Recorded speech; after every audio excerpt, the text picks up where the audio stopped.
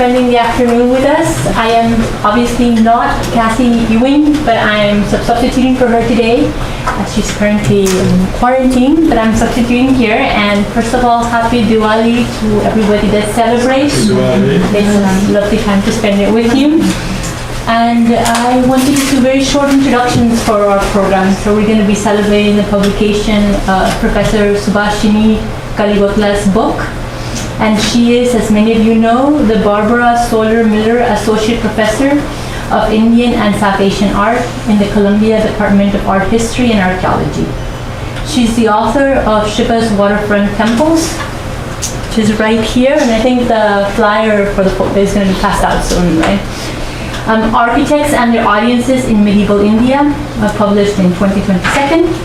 It is a work that, as we will learn, places the ingenuity of medieval Deccan Indian makers at its center and rethinks the epistemology for the first-millennium temple by drawing attention to the creative resources of architects and their shared aesthetic values and bodily experience of the diverse audiences who move through medieval spaces.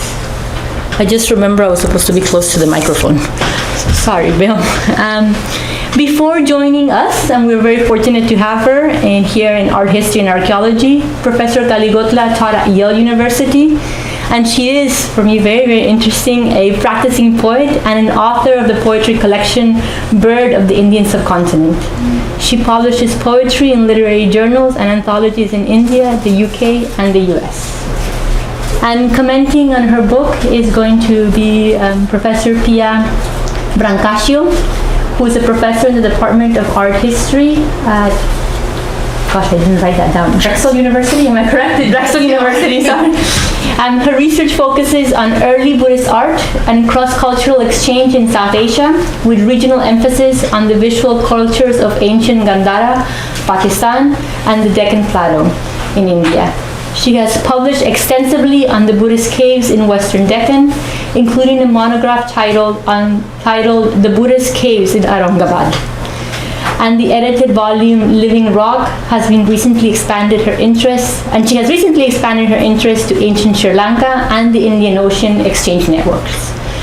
She has also a long-standing collaboration with ISMIL, Italian Archaeology Mission in Pakistan, and has written on architectural visual narratives, artistic workshops, and the multicultural fabric of Buddhism in Gandhara, and co-edited the Gandharam Buddhism, Art and Archaeology.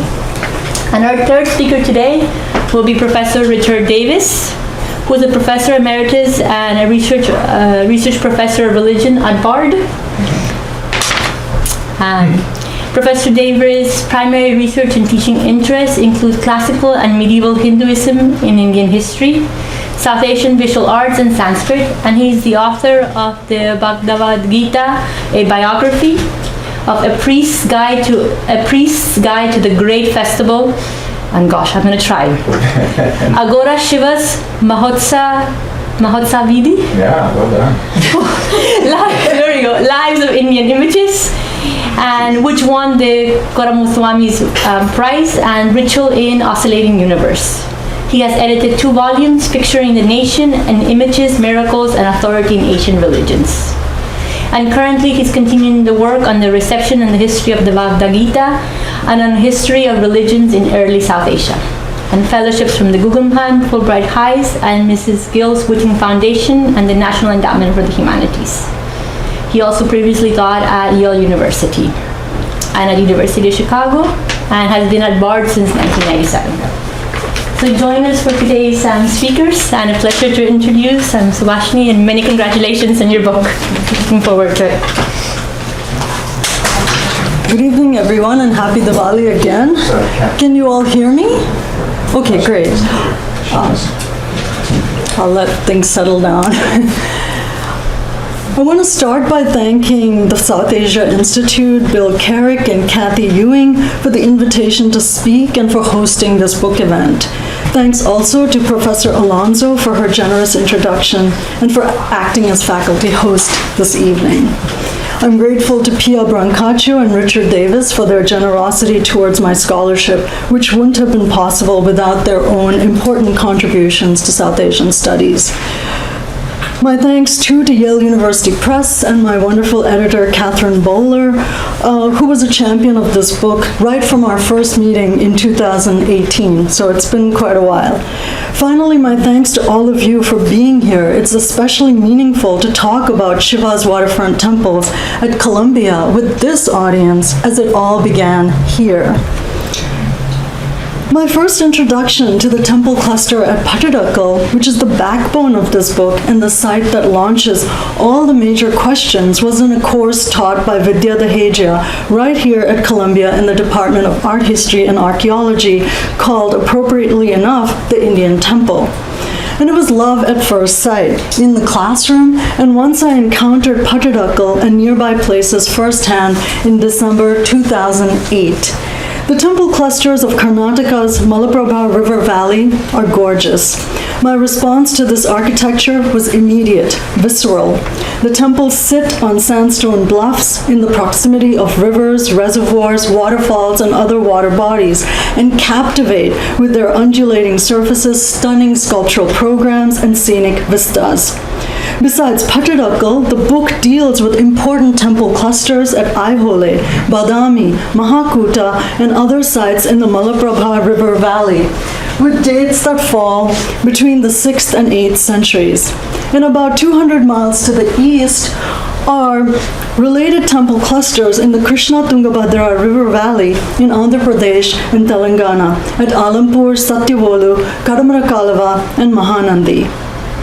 So while the architecture is visually stunning, and I can't emphasize that enough, our historiographical encounter can be described as baffling at best, epistemically violent at worst. So what do I mean?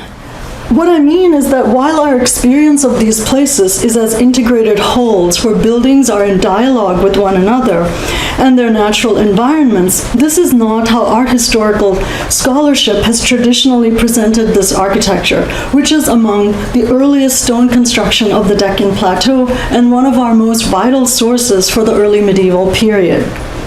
Consider the treatment of Patadakal in the Encyclopedia of Indian Temple Architecture, one of the most crucial authorities on medieval temple buildings.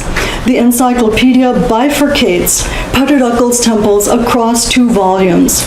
Some temples are treated in the encyclopedia's North India volume, some in the encyclopedia's South India volume, and you can see how close they are, but you have to jump across volumes, and still others which are deemed hybrid are discussed across the 2 volumes, so imagine that. Thus, the reader's experience is jarring, disorienting as you leap from one volume to the other, and these are huge volumes to make sense of a single site that its makers carefully wove into an intricate fabric. But the encyclopedia is not unique in this fragmented approach to Patadakal and its early Deccan counterparts. Most major architectural studies do the same. Of course, it should be stated that the Deccan region has long been a crossroads interconnecting cultural spheres in the Indo-Gangetic Plains, southern India, Central Asia, Southeast Asia, China, and beyond. Its built worlds and landscapes therefore reflect the movement of peoples, visual ideas, and artifacts. Certainly, Patadakal and its early medieval Deccan counterparts are rightly celebrated for their architectural heterogeneity.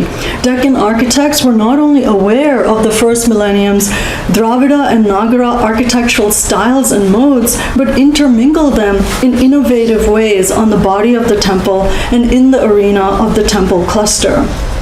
Historians have attributed this formal eclecticism to the Deccan's unique geography, its so-called borderland status between North India and South India, the presumed origins of the Nagara and Dravida styles. In other words, the Deccan has been presented as a passive crossroads for the absorption of architectural modes native to other regions. Another common perspective sees the Deccan's architectural variety as a form of political propaganda, indexing the trans-regional power of the Chalukya rulers who controlled the region from 543 to 757. Absent then from the historical narrative were the active interventions of architects, builders, sculptors, and other makers, and the experiences of the diverse audiences for whom these spaces were intended. So my aim then was to write a history of Pattidakkal animated by the people who moved in its spaces. These people were the ingenious makers who were responsible for giving shape to space, as well as the people who admired these spaces, took pleasure in them, and in turn shaped them. I peopled my history in two ways. Each chapter of the book examines a visual artifact from two vantage points, as an imaginative resource for makers and from the perspective of its meaning for reception communities. The three key artifacts through which I explore medieval response are lithic epigraphs naming makers, microarchitecture in the round and in relief, and the temple cluster itself. The core aesthetic values shared by makers and their audiences were central to getting at response. Another way to say it is that the book is concerned with the ways in which the structure and texture of space informed response. My approach reconstructs medieval experiences of Pattidakkal through the somatic response of people who circulated through the cluster and within the arena of each individual temple. I consider the routes by which such period bodies approached buildings and moved within temples toward the sanctum sanctorum. These bodies belong to the receivers of this architecture and their makers alike, for I see makers as an essential audience. And to put it in terms of architectural style, I concentrate on medieval Deccan reception of Nagara and Dravida architectural styles. That is, what did Dravida and Nagara mean to Deccan audiences? I should point out before going much farther that Pattidakkal is believed to have been the coronation capital of the Chalukyas of Badami, who controlled the region from the mid-6th to the mid-8th century and is today a UNESCO World Heritage Site. The cluster itself comprises of 8 full-scale temples, an octagonal inscribed pillar, and dozens of smaller buildings clustered on the left bank of the Malaprabha River. So here I'm showing you a ground plan of the cluster of temples, and then that's the Google Earth view of Pattidakkal on the Malaprabha River. Of these, the 3 largest buildings were dedications of the imperial Chalukyas. All the buildings are oriented east, built of the locally quarried red sandstone, and engage the river as it flows gracefully northward. Many, including the 3 royal temples, which again are these 3, were dedicated to the worship of the Hindu god Shiva, hence the title Shiva's Waterfront Temples. So now let me give you a brief chapter-by-chapter overview. The book is ultimately concerned with refuting the standard view of medieval Indian makers, who are typically seen in the scholarship as anonymous individuals, mere instruments of elite power. So in my first analytical chapter, I concentrate on maker epigraphs and how they make present a wide spectrum of social actors. The Deccan region, as is probably known to many of you, is especially rich in such maker epigraphs that name and sometimes praise makers and give us information about their genealogies and expertise. Crucially, these texts were written onto the very buildings in which we are interested, and onto the hills, cliffs, riverfronts, and other dramatic landscapes that those same makers transformed. The topography of these epigraphs is equally vital. They framed entryways and marked pathways connecting buildings. They interacted with the canonical visual imagery of temples, stupas, and other sacred spaces. In so doing, they shaped and enhanced the experience of those spaces. And yet, for the most part, we've paid attention only to the content of these texts and dismissed many of them as label inscriptions. In other words, we've ignored their visuality and materiality. That is, the ways in which medieval visitors likely interacted with the objecthood of these texts, which is why I like that image of this person interacting with that text, which is in a prominent position as you enter the temple, and yet we've not thought that this was an important aspect. Consider the bilingual epigraph inscribed on the riverfront gateway into Pattidakkal. This is our richest medieval South Asian maker epigraph, both for its length and the kind of attention it lavishes on a maker. I focus on its linguistic choices and its diction, yes, but also on its place in the topography of both temple cluster and temple. This text's literary and material strategies represent Sri Gundan, the Sutradhari, or master architect of Pattadakkal's Royal Virupaksha temple, as a courtly individual, akin to the gods, with an expansive artistic portfolio. And I unpack this epigraph in the broader context of those who gave shape to early Deccan-built worlds, from less prestigious makers who left little more than names inscribed in striking ways on the sandstone hills, to those who had the social capital to sponsor cities, fortresses, and temples, to poets, writers, and scribes. What I found is that early medieval Deccan makers represented themselves in a variety of ways, in trans-regional and local idioms, that is, in Sanskrit and in Kannada, using Sanskrit terms such as Sutradhari, Acharya, Upadhyaya, and also Kannada terms such as Madidor. They addressed themselves to various audiences, Deccan, subcontinental, celestial, and beyond. And importantly, they communicated their social standing and difference through visual means, through the visual style and placement of their names, and by capitalizing on the cachet of the temple's canonical ornaments, such as loving couples, door guardians, and wealth deities. These epigraphs were meant then to be engaged by a diverse array of audiences who interacted and moved through these spaces. After examining the self-representation of makers, I turn to makers' resources for fashioning the built world. I devote 2 chapters to microarchitecture. One concentrates on miniature buildings in the round, and the other on representations of architecture that enliven full-scale buildings. My interests are similar in both chapters, to examine miniatures' utility for makers and their meaning for their reception communities. One important way in which makers put microarchitecture to use was to announce architectural knowledge and repertoire, and to express their own and their community's aesthetic interests. For example, at Kadamara Kalava in Andhra Pradesh, located on the western edge of the Nallamala forest, we see a plurality of miniature temples, including varied Nagara and Dravida style buildings, offering a range of sculptural programs. These small buildings are clustered in the vicinity of larger and more prestigious buildings, as at sites across the subcontinent, which is a point I'll return to. So what I do is I suggest that such clusters of miniature buildings gave makers a chance to showcase artistic repertoire and communicate with potential patrons. Both chapters also explore the miniature building as a canvas for aesthetic preoccupations like play, mischief, experimentation, and translation. In this case, the architectural representations seem to serve makers very well, allowing them to stage a rhetorical push-pull between architectural styles and to riff within a particular architectural canon. So one of the metaphors I use in the book is they were like jazz musicians, or I guess like Hindustani classical musicians who were working with a certain melody and riffing on, within the structure that they were placed in.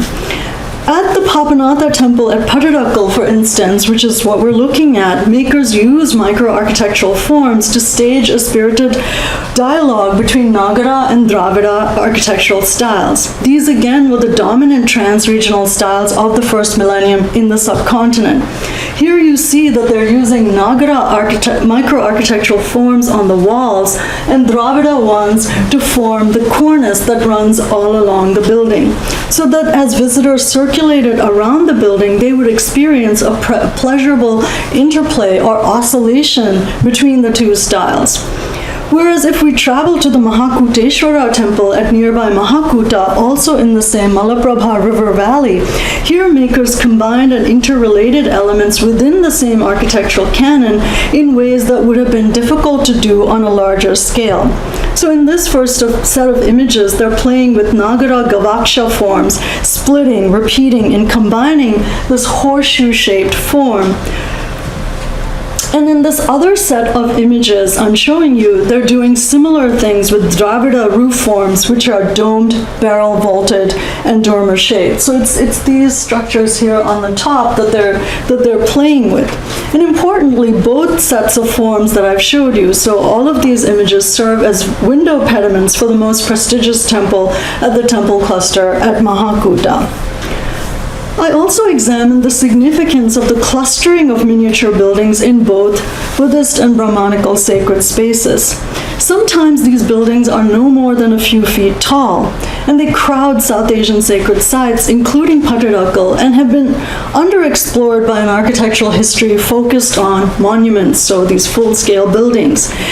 In the two chapters that deal with microarchitecture, I attempt to disaggregate miniatures' donative, memorial, and mortuary meanings in order to grasp what their aggregation in the topography of a site and in relation to more charismatic buildings suggest.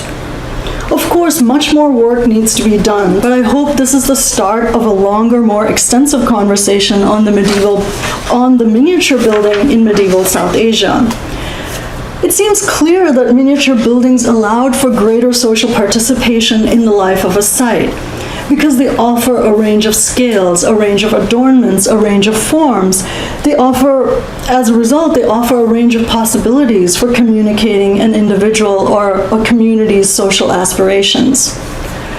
Finally, I also consider certain singular miniatures which, despite their attenuated scale, appeared to act with a power and a charisma of their own. So those were the chapters that deal with microarchitecture. Once I established makers' self-representations and their imaginative resources, I returned to the temple cluster at Pattadakal in the last substantive chapter to tackle head-on early medieval Deccan reception of the Nagara and Dravida architectural styles. I approach Pattadakal's built environment from the point of view or from the vantage point of a period body. I'm no doubt indebted to art historian Michael Baxendall's notion of the period eye. But more recently in South Asian studies, James McHugh has introduced the period nose to historicize smell artifacts and aromatics in early South Asia. And this is a really useful work. John Dixon Hunt's device of the implied visitor, which he uses to write a reception-based history of 18th century European gardens, has also been valuable. These methods are especially suitable for my purposes as they place the emphasis on Deccan thinking on Nagara and Dravida rather than on their origins or on originary moments, which is what the scholarship has tended to focus on. Motion was key, I argue, to the reception and to the apprehension of visual difference. Period bodies traversed physical terrain and journeyed over water to reach the temple cluster. Once there, they approached the assemblage of buildings through ornamental gateways, circled temples, progressed toward their sancta, and meandered from one building to the other. Both the temple and the temple cluster encouraged, invited, provoked, and sometimes dictated visitors' movements through their spaces. In fact, the spaces relied on these movements, for it was through such motion that meaning was made. It was through such an aesthetics or poetics of movement that audiences appreciated the interchanges between Nagara and Dravida and responded to the design of temple and temple cluster. I highlight the imbrication of Nagara and Dravida, the dialogic relationship between the two, through such large-scale innovations introduced by Deccan architects as the Shukanasa or parrot beak tower projection and their riffs on Nagara and Dravida microarchitectural forms. So that is the parrot beak tower projection that you're seeing in this image. From Pattadakal, I moved to the building choices makers made at other key locales in the Western and Eastern Deccan to reflect on the wider historical implications of Nagara and Dravida. I look at buildings in Badami, the first capital of the Chalukya rulers, in Alampur, which was an important seat of Chalukya power in the east, and Aihole, a palimpsestic site which saw temple building in the first millennium and well into the second millennium, and which enjoyed patronage from powerful merchant communities. I take up influential models of cosmopolitanism to provide insight into the Deccan's architectural heterogeneity.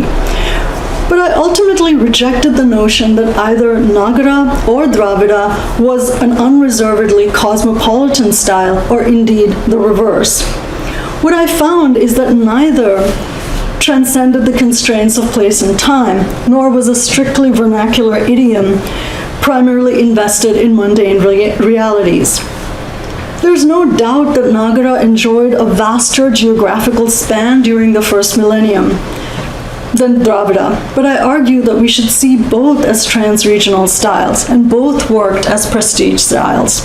Nagara was the prestige style in the eastern Deccan at places like Alampur, Kadamanakalava, and Satyavolu, located in present-day Telangana and Andhra. And Dravida was the prestige style in the western Deccan at Pattidakkal, Badami, Mahakuta, and so on, which are in present-day Karnataka. Throughout, I was guided by the following questions. Why else would creators make in this way if not for an audience, possibly a host of audiences who were receptive to their artistic productions? What would be the point of creating a rhetorical push-pull between Dravida and Nagara if the communities who inhabited these spaces were not attuned to a canon, albeit a shifting one? I'd like to end this presentation by citing an epigraph that speaks directly to medieval India's interest in the affective responses of audiences that we have little considered. The first category is makers themselves, and the second is the gods for whose care and enjoyment these buildings were created. The epigraph pertains to a spectacular medieval Deccan temple, the rock-cut monolith, the Kailasa temple at Ellora, whose architect was most likely in dialogue with the architecture at Pattidakkal. Ellora was of course the first capital of the Rashtrakuta kings who succeeded the Chalukyas to Deccan sovereignty in the latter part of the 8th century. The epigraph goes like this, and I've edited it for clarity. That king by whom was constructed a wonderful structure, on seeing which the best of immortals who move in celestial cars, struck with astonishment, say, "This temple of Shiva is self-existent. In a thing made by art, such beauty is not seen." A temple, the architect of which, having failed to construct another such work, was himself suddenly struck with astonishment, saying, "Oh, how was it that I built it?" It's a great epigraph. I imagine we all feel that way when we've seen something that we've made. As you can see, the epigraph speaks movingly about the awe elicited in the gods, the best of immortals who couldn't believe that such beauty was possible in a made thing, a constructed thing. And the epigraph also speaks for the affective response of makers, for the architect of this electrifying rock-cut monument, which remains one of the most astonishing in this genre of construction, was awestruck by his own creation. He could scarce believe that he was responsible. Oh, how was it that I built it? I have to repeat that. By foregrounding the architect's astonishment, the epigraph makes clear that makers themselves were significant viewing subjects. While this epigraph is not central to the book's arguments, it bookends them and underscores the three guiding ethics that shaped medieval built worlds and which were shared by makers and their audiences: beauty, pleasure, and knowledge. Thank you for listening. I'll now turn over to Pia Brancaccio. Thank you so much, and first of all, happy Diwali to you all, and many thanks to Subhashini for inviting me to join this celebration. It is a celebration in its own right, an auspicious day, couldn't be any better really. And it's really a pleasure for me to be able to say a couple of words on this book, which I think really fills a huge gap in the scholarship on South Asian art and architecture, on temple history, and really we do not have much written on this site, and this is because it's a complex site. It's difficult to kind of navigate from an architectural and art historical standpoint. So I think Subhashini's work is going to her book is going to have a very long shelf life, and it's going to really, it will be marking the beginning, hopefully, encouraging more people to work. And in fact, it made me want to go back to the site. Absolutely. I finished the book. I said, I have to go. So, and I also would like to say a couple of words on why Subhashini's work is very different from many other. It's written in a very accessible way, in a beautiful prose, I must say, that really speaks to the reader at a very personal level. And I find that very unusual in other scholarly works. Subhashini takes the reader by hand. You walk through the site, even though she does not describe the temples at all. And by the end of the book, you find yourself just like one of these period bodies, kind of moving through the spaces and really being able to relate to the various parts that compose the temples. And I also like that she uses, expressions such, allow me a detour. And, you just sort of fill in the gap. And it was actually quite beautiful. And I think that shows the masterful craft of language, the mastery of the language. And I mean, the poet shows up, here and there, really. So that was a true pleasure. And that doesn't happen very often in academic works that tend to adopt rather, a sterile style. And also I would like to focus on two particular concepts that she highlights in the course of her study, and that also, I think, make the fabric of her book from a stylistic point of view: engagement and ornament. I thought that those two things really stood out to me as I was reading the book, and I was trying to find a thread that would really tie it all together. Engagement, I mean, clearly in her prose, thanks to her prose, the reader is totally engaged. At the same time, the temples themselves, I mean, the thread, the concept, the idea is that Subhashini develops is that the period bodies, the viewers, the makers are all deeply engaged with the temples. I think she brings up a very important issue. When we look at South Asian architecture, it's mostly about patrons, and it's mostly, about how does it begin. We're kind of obsessed with origins, and that's it. And so she completely opens another world. We actually meet the audiences and the makers that hardly appear in architectural history, especially when we talk about the study of South Asian temple history. So we have sort of a whole new world opening up here. And engagement, I think, was really important because she really highlights how the visitors engage with the sites, and not only that, but how the makers engage with architectural forms. And this is something completely new that we hardly, again, find in many other studies. And it's really a pleasure to actually experience. And she also, I enjoy particularly the use of the term makers versus, architect, which really captures the role of the, I guess, architect, if you want to use that, in this particular South Asian context. And then I think another important part of the engagement that she brings up is the pleasure, the pleasurable aspect of engagement, which kind of ends up by sort of bringing up all sorts of aesthetics, notions and ideas that belong to the realm of aesthetics.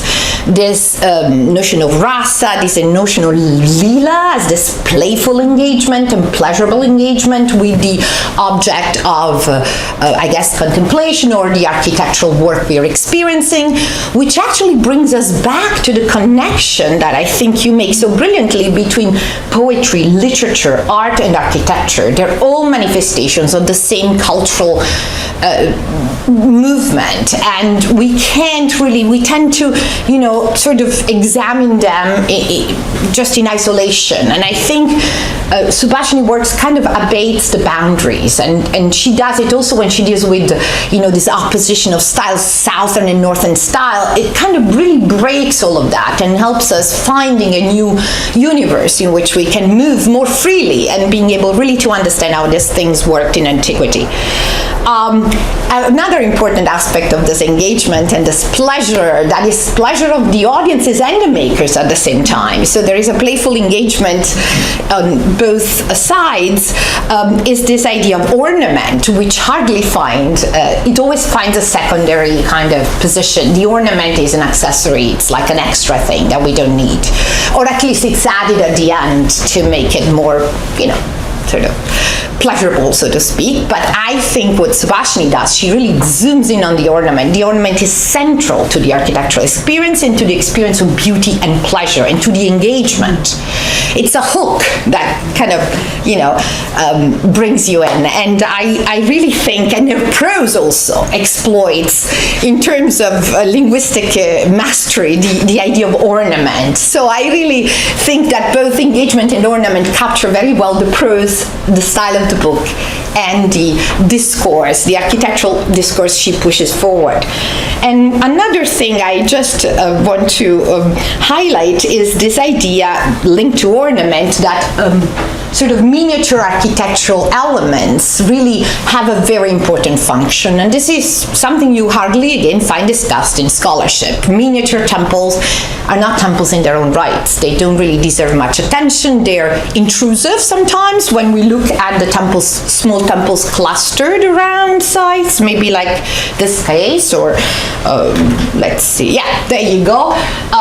They're kind of added and they're not really intrinsic to the fabric of the site. Which brings me to another important aspect, the idea of clusters.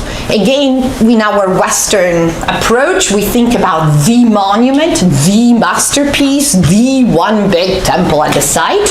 But I think really Subhashini shifts the focus on this idea of clusters, of multiplicity as an experience, intrinsic to the fabric of sacred sites in India. And that's true for Buddhist sites as well. I mean, we think about the stupa at Sanchi. Not true. It was like a series of sites. And same with the Buddhist sites, rock-cut sites of Western Deccan. In fact, if we start looking, there are no temples.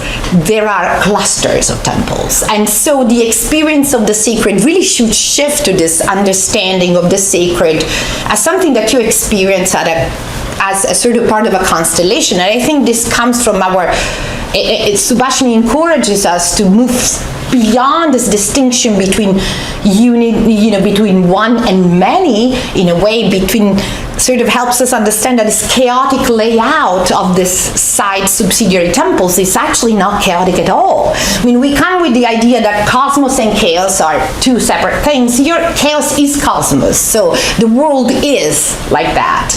And order is chaotic in a way, and it's part of the fabric of a site that comes to life. And with this, perhaps I should end by saying that this is really a beautiful book that is carefully constructed, that it takes you by hand to explore meaning and function of architecture and representations of architecture. It kind of encourages us to think about the social connections of temple styles, and it really abates all the binary models of analysis. And so it really opens the path to new ways of understanding South Asian architecture. So I think really it's a pleasure, and it has been a privilege for me to share my thoughts on this wonderful work. Thank you.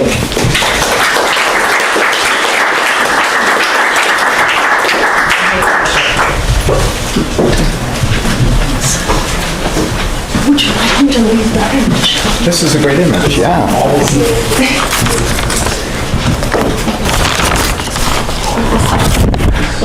Like, really? Yeah, that's good. This is good. Fine.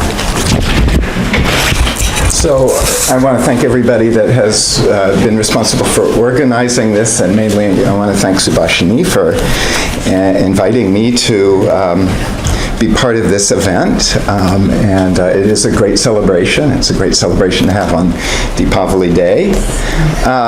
So I was reflecting on rereading this. I was fortunate enough to read the manuscript for Yale University Press, so this was a second go-around for me, and one this time with photographs, which was like, oh, super pleasurable. And now, again, listening to Subhashini go sort of explicate it. And so I was trying to think about sort of one thing I could say, because there's really a lot going on, and Pia's brought out a lot of things that are going on in this book. And so what I'm going to say is that this is, I'm going to frame this work in terms of, I'm going to call it New South Asian Art Historiography. You heard it here first. And so these are recent works. This is not the only one, but it's a preeminent one, that are exploring new paths that the study of South Asian art and architecture can follow. And more specifically, I think it's what do we study and write about when the primary task of documentation has been kind of completed.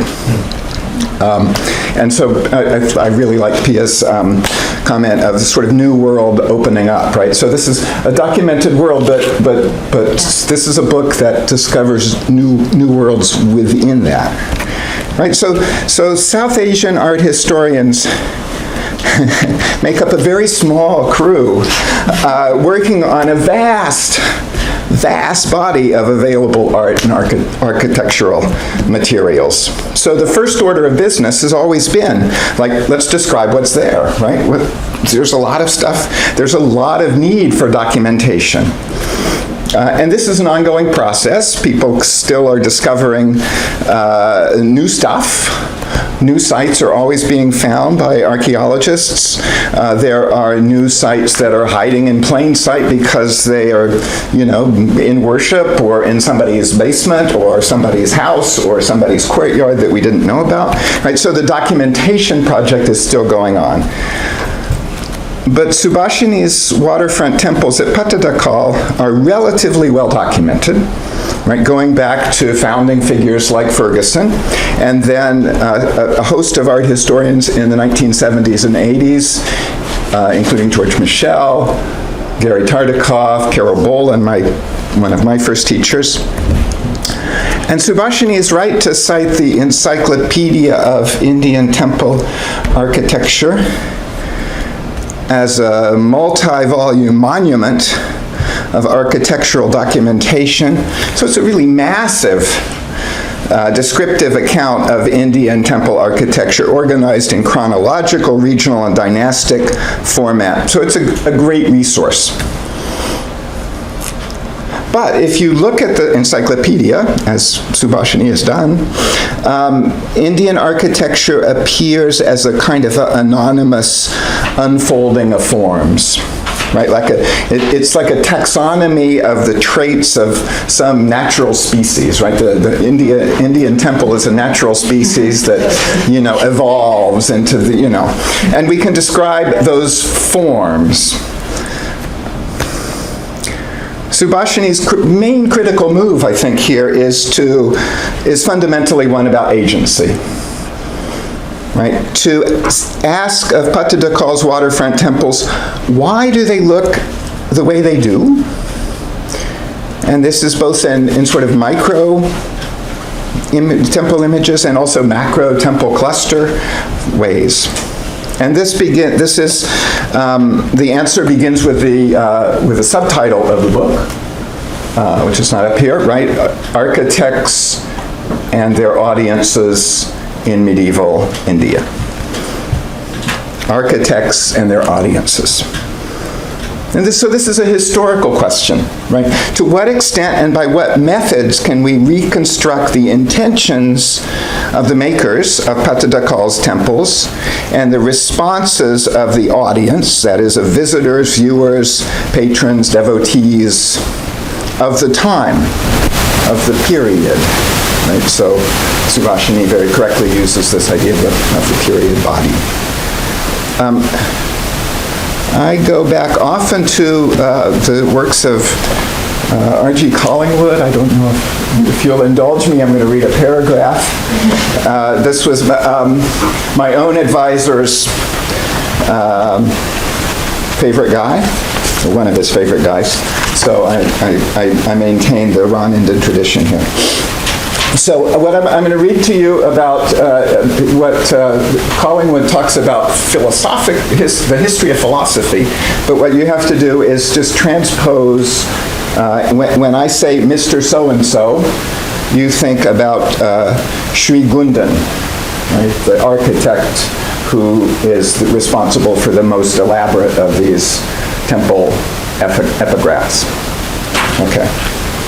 So, the question, to what question did so-and-so intend this proposition for an answer is an historical question and therefore cannot be settled except by historical methods. When so-and-so wrote in a distant past, right, so Sri Gundan built Patadakal temple in a distant past, it is generally a very difficult one because writers, makers, at any rate good writers or makers, always make for their contemporaries, and in particular for those who are likely to be interested, which means those who are already asking the question to which an answer is being offered. And consequently, a writer, maker, very seldom explains what the question is that he is trying to answer. Later on, when he has become a classic, right, when we can look at the Patadakal temple as a great monument of the 8th century, and all his contemporaries are long dead, the question has been forgotten, especially if the answer he gave was generally acknowledged to be the right answer, for in that case people stopped asking the question and began asking the question that next arose. So the question asked by the original writer can only be reconstructed historically, often not without the exercise of considerable historical skill. Collingwood. So in Collingwood's terms, the early medieval architects who built the great temples at Patadakal, and no doubt in partial collaboration, though Subhashini doesn't emphasize this, with other patrons, priests, etc. We're executing these works for their own contemporary audiences of those likely to be interested. And so to answer specific questions about what Patadakal's temples, we need to explore both sides of this relationship, that is, architects, makers, creating new temple forms for an audience, and an audience encountering these forms with expectations, curiosity, and aesthetic as well as religious engagement. And Subhashini is particularly good at evoking the kind of the aesthetic, receptive terms that an audience would have brought to these kind of sites. So Subhashini has described some of the particular strategies she uses to track these historical actors. I won't repeat them.